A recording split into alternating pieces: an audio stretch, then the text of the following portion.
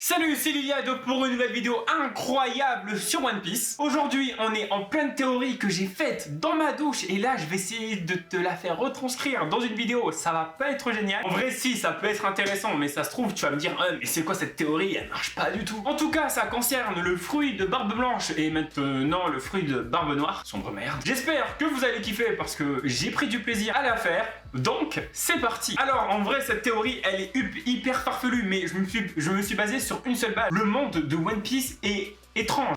Il y a plein d'îles, enfin la météo, c'est le sbug. Il a dû se passer quelque chose de grave. La seule solution que j'ai pu avoir, en fait, c'était que à l'époque de Joy Boy, enfin les siècles oubliés, tu connais, il y avait quelqu'un qui avait le fruit du démon de Barbe Blanche et qui a pu créer ces cataclysmes. Pourquoi? Alors là, on a deux solutions. Soit il faisait partie du gouvernement et donc il a fait en sorte de faire des périmètres et des barrières et saboter plus ou moins Locktail où résidait Joy Boy. Et donc du coup, avec tous les cataclysmes, et il fallait plus ou moins avoir des boussoles spécifiques pour finalement avancer, et donc du coup ils sont peut-être morts à l'usure de cette façon. Ou sinon, le cas contraire, et là c'est extraordinaire, ça se trouve c'est Joy Boy ou quelqu'un d'autre qui avait ce fruit du démon, et donc pour bloquer et que le gouvernement ne sache pas sur le siècle oublié et tout ce délire là et tout cet héritage par rapport à la volonté du dit patati patata, quelqu'un avait le fruit de barbe blanche et a créé plus ou moins des îles ultra compliquées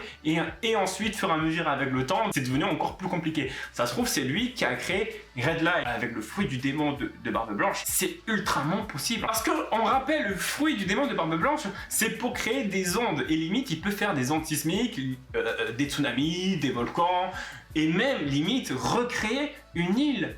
Et ça, c'est plutôt, surtout quand c'est ultra bien maîtrisé, imaginez, forme évoluée du fruit du démon de Barbe Blanche peut limite recréer un monde. En même temps, il est capable de le détruire. Donc du coup, le recréer, en vrai, c'est pas si déconnant que ça. Et ça pourrait expliquer énormément de choses sur le fait que plein de fragments par rapport au siècle oublié est dispersé partout dans le monde. Ça se trouve, c'est à cause des ondes sismiques qui a fait que les plaques tectoniques ont bougé et sont allées un peu partout dans le monde. En vrai, c'est pas déconnant du tout même. Et ça se trouve, Marijoa a été créé sur Redline, non pas parce que c'est eux qui ont créé Redline, parce que vu qu'ils ont gagné plus ou moins cette guerre, ils se sont posés dans l'endroit le plus haut pour montrer que même la puissance de ce fruit du démon n'a pas pu battre ce gouvernement mondial. Ça peut rentrer dans des délires psychédéliques et des trucs totalement fous. Et même pour l'avenir, il pourrait avoir une grande symbolique. La personne dans le siècle oublié a reformé le monde et créé le monde qu'on connaît.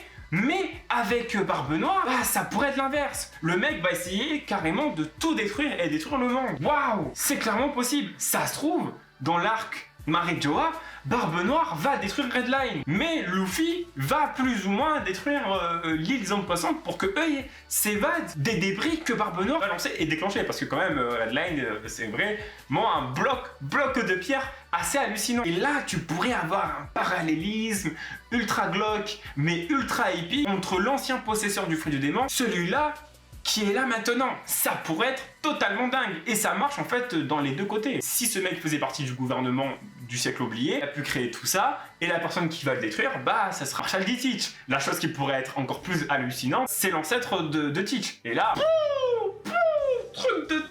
Bref, c'était une petite théorie comme ça que je voulais poser. Dites-moi si vous avez kiffé ou pas. C'est simplement une idée qui est apparue dans ma tête. Ça se trouve quelqu'un l'a déjà fait et encore mieux avec plus de détails. Et si c'est ça, mais donnez-moi le lien. J'ai envie de découvrir ce truc parce que j'aime bien les théories, c'est marrant, on s'éclate bien. En tout cas, je vous dis à la prochaine. Prenez soin de vous et salut!